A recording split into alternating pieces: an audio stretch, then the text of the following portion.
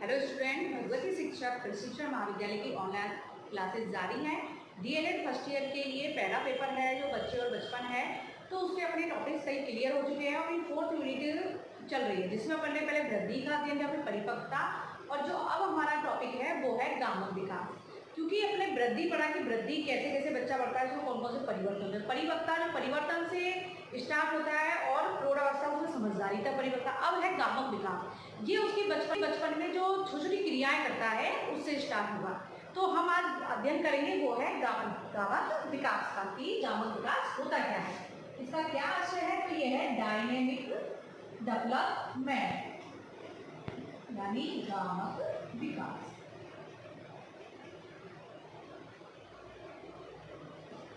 अब गामक विकास क्या है, इसको हम अच्छे समझते हैं कि वैसे इतना हम समझते हैं कि जन्म के बाद, जब बच्चे का जन्म होता है उसके बाद क्या होता है, शिशु अपने हाथ पांव क्या करता है, मारने लगता है। कैसे?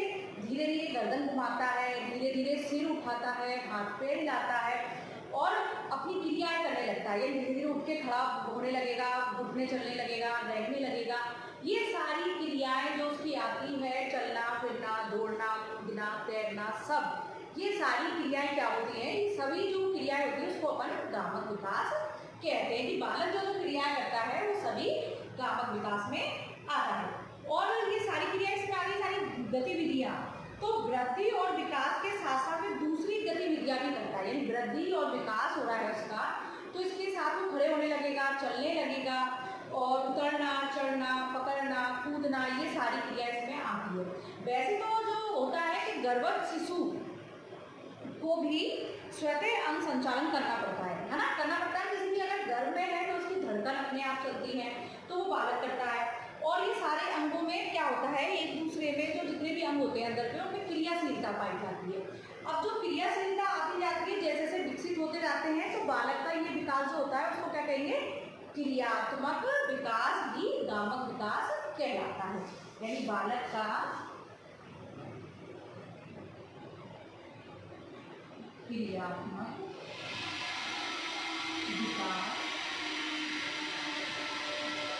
गामक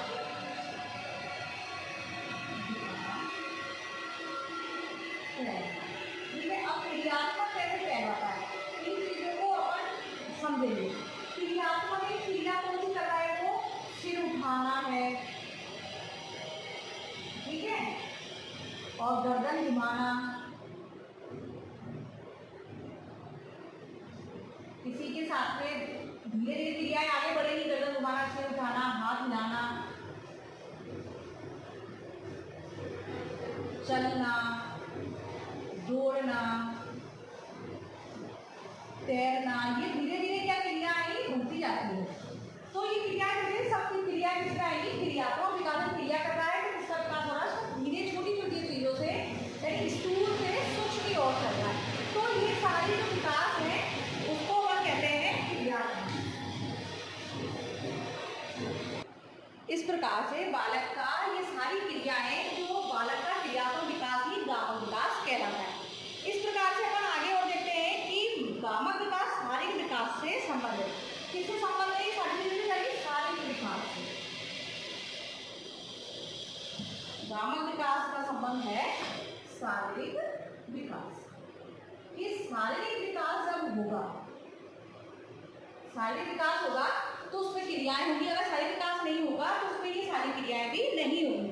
इसलिए बालक की शारीरिक गतियों पर नियंत्रण अर्थात मांसपेशियों के संयोजित करने की जो क्षमता है उसको गामक विकास कहते हैं। बालक की शारीरिक गतियां जो है उसकी, मांसपेशियां, स्नायु तंत्र जो है उसकी जो क्षमता है कार्य करने की, वही क्या है, गामक। लेकिन जो गामक विकास है, बालक में शारीरिक योग्यता नाड़ियों और किसके, मांसपेशियों के समीकरण का ही एक योग है।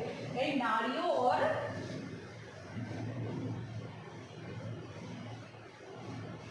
मांसपेशियां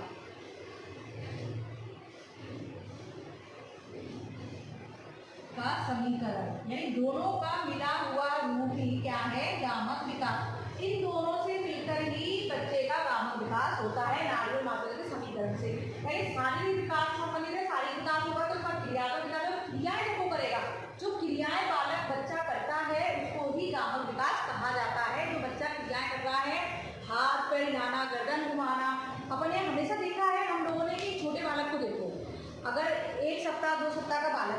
देखा है।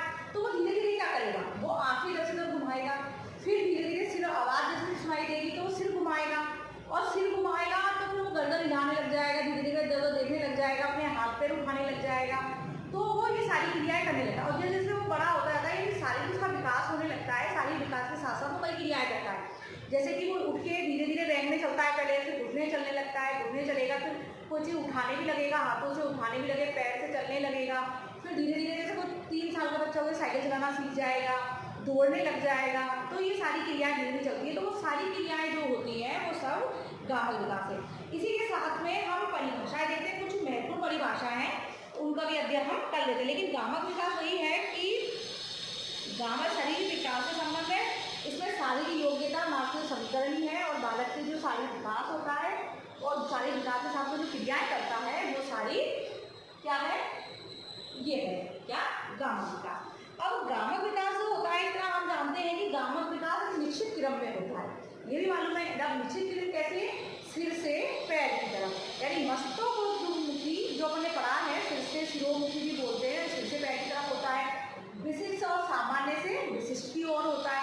तो ये विकास को हमने देखा है, ये इसकी विशेषताएं भी हैं कि विकास कैसे कैसे होता है। तो ये विकास चलेगा अपने मालूम है, शैशव अवस्था आई, बाल्यावस्था, किशोर अवस्था, ये अपने पढ़ा है प्रौढ़ अवस्था। तो ये विकास ये चलता ही रहता है, गामक विकास निरंतर चलता रहता है, इसकी वृद्धि होती रहती है। परंतु क्या होता है कि इसको समय बाद, यानी पहले तो इसकी गति तीव्र होती है, कुछ समय बाद जब प्रौढ़ अवस्था है उसके बाद में इसका वो नीचे की तरफ जाने लगता है, क्योंकि फिर वो विकास रुक जाता है और उसका वो खत्म हो जाता है। तो इसलिए जो वृद्धि होती है वो पहले होती है किशोर अवस्था और प्रौढ़ अवस्था होती है, फिर उसके बाद वृद्धि होने के बाद ये उतारता जाता है। लेकिन आयु स्तर पर अधिगम तथा परिपक्वता दोनों मिलकर गामक विकास की चालक कुशलताओं को क्या करती हैं, चालक कुशलता के विकास में स्वभाव का निर्धारण करती है। यानी अधिगम और तथा परिपक्वता दोनों मिलकर गामक विकास की स्वभाव विकास से निर्धारण करती है। तो अब हमें समझ में आ गया कि शारीरिक विकास होगा, शारीरिक विकास के साथ ही गामक विकास होगा। और गामक विकास वही है जो बालक के बचपन जन्म से जो क्रियाएं करता है और जो करता और चलता फिरना, दौड़ना फिरना, ये सारी चीज, उछलना कूदना, सब चीज गामक विकास के अंदर आती है, यही गामक विकास है। इसी के साथ में अब हम देखते हैं गामक विकास की परिभाषा।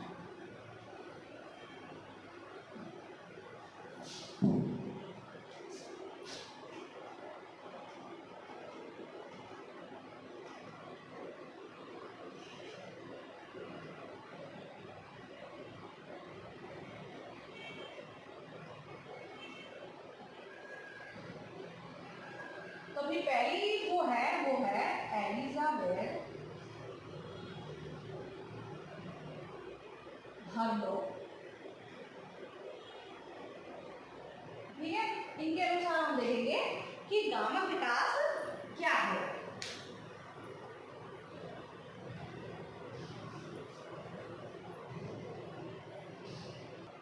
इसी प्रकार से एलिजाबेथ हर्लो ने जो परिभाषा दी है वो परिभाषा ये है कि मांसपेशियों की उन गतिविधियों का नियंत्रण जो जन्म के समय अथवा जन्म के उपरांत निरर्थक तथा अनिश्चित होती है, गामक विकास है।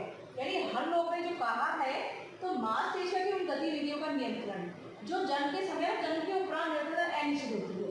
यानी जब बच्चा जन्म लेता है, जन्म के समय से चलती है, और जन्म जब बच्चा गर्भ में भी होता है तो उसकी मांसपेशियां इतनी मजबूत नहीं होती है, कुछ कर लेती है, ठीक है, वो दूसरे पर निर्भर है, अपनी जान पर डिपेंड होता है। उसके बाद जब बालक जन्म लेता है तब भी वो दूसरों पर डिपेंड होता है। लेकिन जो क्रियाएं जो मांसपेशियां उसकी है, इसका ये गामक विकास ये जन्म के बाद जब उसकी मांसपेशियां, पहले बच्चा जन्म लेता है तो उसकी मांसपेशियों में ताकत नहीं होती है, इतनी वो क्रिया नहीं कर पाता, वो अपने हाथ पे नहीं हिला पाता, उठ नहीं पाता, कुछ नहीं कर पाता। लेकिन उसके बाद धीरे धीरे जन्म के समय तो जन्म के उपरांत निरंतर एंड्स होती है, यानी वो क्रियाएं जिनमें कोई वो नहीं होता कि बच्चा खड़ा होगा फिर बैठ जाएगा फिर गिर जाएगा, कोई पता नहीं होता है। तो ये सारी क्रियाएं छोटी छोटी क्रियाएं होती हैं, सब गामक विकास। तो हम लोग ने कहा है मांसपेशियों की गतिविधियों का नियंत्रण जन्म के समय और जन्म के उपरांत निरंतर तथा एंड्स होती है, वे गामक विकास है, निश्चितता नहीं होती है, बाद में दृढ़ता आती है। जब अपन कहते हैं धीरे धीरे विकास हो रहा है, उसकी वृद्धि होगी, तो वो चीज होती है।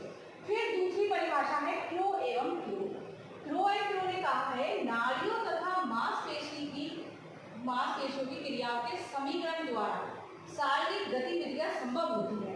वे क्रियाएं क्या कहलाती है? वे क्रियाएं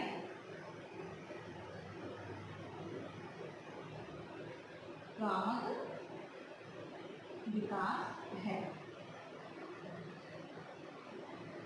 शारीरिक जो मांसपेशी क्रियाओं के समीकरण द्वारा जो सारी गतिविधियां संभव होती है वे क्रियाएं गामक विकास, यानी अगर शरीर से होगी, शारीरिक विकास जैसे से होगा वैसे वैसे ही जो शरीर की गतिविधियां चालू होंगी तभी जाके बच्चा कुछ करने लगेगा। अगर शारीरिक गतिविधि नहीं है तो वो नहीं कर पाएगा।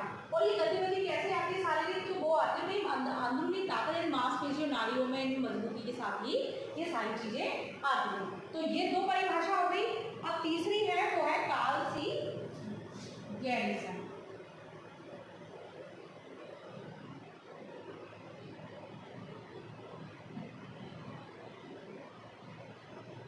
तो दो एरिया हम लोग की देखी, क्रो एंड क्रो की। अब अपन कार्ल सी गैरिसन, तो इन्होंने क्या कहा है इसके बारे में कहा है, गामक विकास बालक के शक्ति, अंग, सामंजस्य तथा गति का, हाथ पैर तथा शरीर की अन्य मांसपेशियों के ठीक ठीक उपयोग का विकास है। यानी गैरिसन ने जो दी है वो बालक के, यानी गामक विकास बालक की शक्ति, यानी जो शक्ति है उसकी क्रिया है उसके सामंजस्य की उसको कहा है, यानी शरीर की अन्य मांसपेशियों में ठीक ठाक उपयोग का विकास।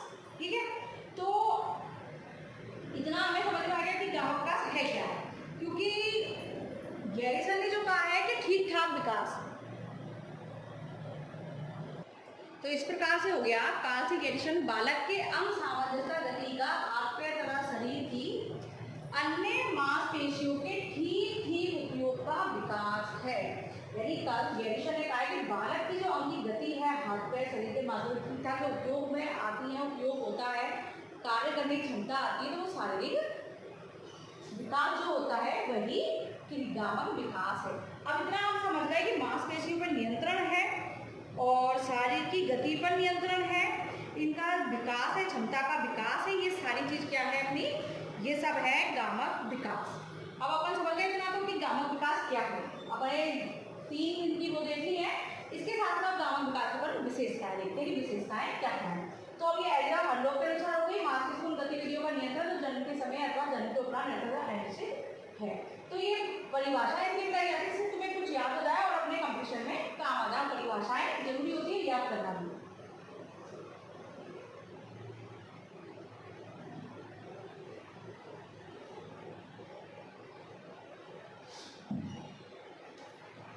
ये विशेषता,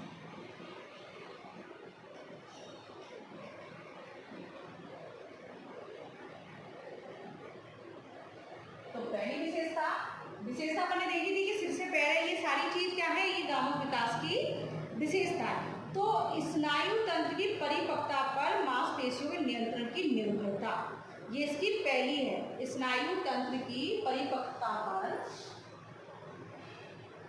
या फिर आप इसको डायरेक्ट शॉर्ट में भी लिख सकते हो, तो वो लिख सकते हो आप विशिष्ट प्रवृत्तियां।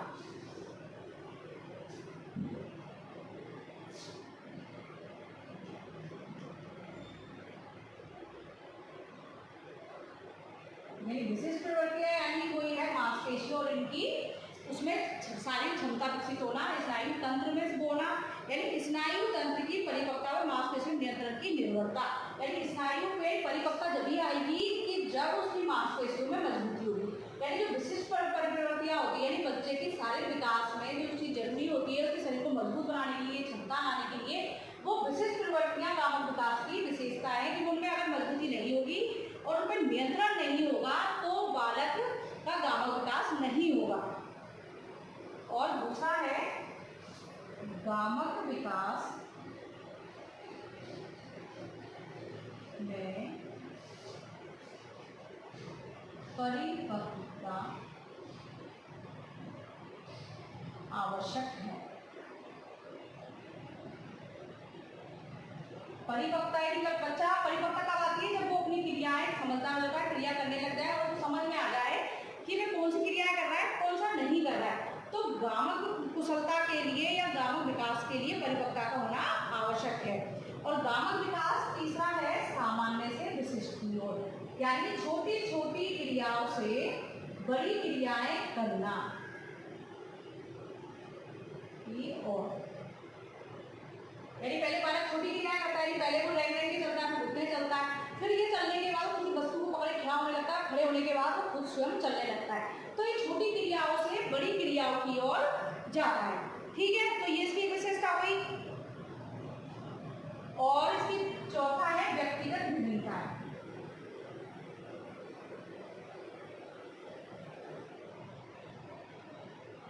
अब व्यक्तिगत भिन्नता की विशेषता कैसे कि कोई बालक तो शारीरिक रूप से हष्टपुष्ट है, कोई बच्चा जल्दी चल लगता है, कोई वैसे चल लगता है, तो गामक विकास में भी व्यक्तिगत भिन्नता पाई जाती है। कोई बालक 9 महीने में चलता है तो कोई बालक 12 महीने में चलता है। तो ये सिर्फ क्या है, तो ये व्यक्तिगत भिन्नता का ही अंतर है और व्यक्तिगत भिन्नता के आधार पर ही बालक जल्दी चलना और लेट चलना, ये दोनों परिस्थिति इस पर निर्भर करती है। ठीक है, पांचवा है सिर से पैर की ओर।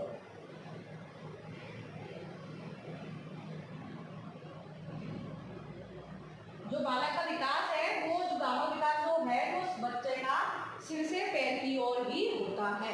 यानी सिर से ही स्टार्ट करता है, सिर हिलाना, गर्दन हिलाना, आंखें घुमाना, ये चीज सिर से स्टार्ट करके उसके पैरों तक ही जाती है। पहले वो ये क्रियाएं करेगा, हाथ पैर करेगा, फिर उसके बाद ही वो पैरों पर ही खड़ा होना, जब ये क्रिया सिर से पैर तक होती है। पूरे शरीर की क्रिया ऊपर से लेके नीचे तक होती है, सिर से स्टार्ट हुई है, पैरों तक वो क्रियाएं होंगी। इसी प्रकार से अपन की ये हो गई विशेषताएं।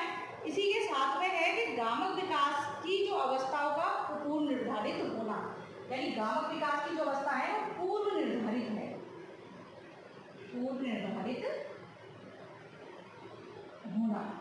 अब पूर्व निर्धारित कैसे है कि अपन भी जानते हैं कि बालक कौन सी क्रिया करेगा, तो निर्धारित के पहले सिर हिलाएगा, आंखें घुमाएगा, फिर हाथ उठाएगा, फिर पैरों से चलेगा। तो ये पूर्व निर्धारित क्रियाएं होती है बालक की कि कैसे कैसे करेगा। और विकास बड़ी से छोटी मांसपेशियों की ओर बढ़ता है, और विकास जो है वो छोटी मांसपेशियों से बड़ी की ओर बढ़ेगा, और एक इसका निश्चित क्रम होता है, यानी विकास का निश्चित क्रम होता है, निश्चित क्रम की ओर। यानी सिर से पैर यानी निश्चित क्रम होगा, ऊपर से नीचे ही जाएगा। जो बालक का गामक विकास है वो निश्चित क्रम की ओर है कि सिर तथा गर्दन से आरंभ होकर मतलब बाजुओं में जाएगा, फिर धड़ में जाएगा, और धड़ के बाद निचले भागों में पैरों के नियंत्रण और संतुलन पर समाप्त होगा। इसी के साथ में जो अपन ने सामान्य विशिष्ट क्रियाओं की ओर देखा है, तो इसमें क्या होता है, सामान्य क्रिया संपूर्ण शरीर के अधिकांश भाग का प्रयोग होता है, जबकि विशिष्ट क्रियाओं में छोटी मांसपेशियों का प्रयोग होता है। जो विशिष्ट होती है इसमें छोटी मांसपेशियों पे जाता है, और ये सामान्य पूरे शरीर में होता है। ठीक है, अब व्यक्तिगत भिन्नता के मैंने सिर से पैर की ओर है, निश्चित क्रम की ओर, ये दोनों पॉइंट एक से हैं, ये है। लेकिन विभिन्न आयु स्तर पर अधिगम तथा परिपक्व दोनों मिलकर, यानी एक आयु पर अधिगम और परिपक्व दोनों मिलकर ही गामक विकास को आते हैं। एक आयु स्तर बढ़ जाता है, यानी 4 साल 3 से 4 साल उसमें, तो क्या होता है जो चालक कुशलताएं जो होती है, विकास एक अधिगम परिपक्वता पर ही निर्भर करता है।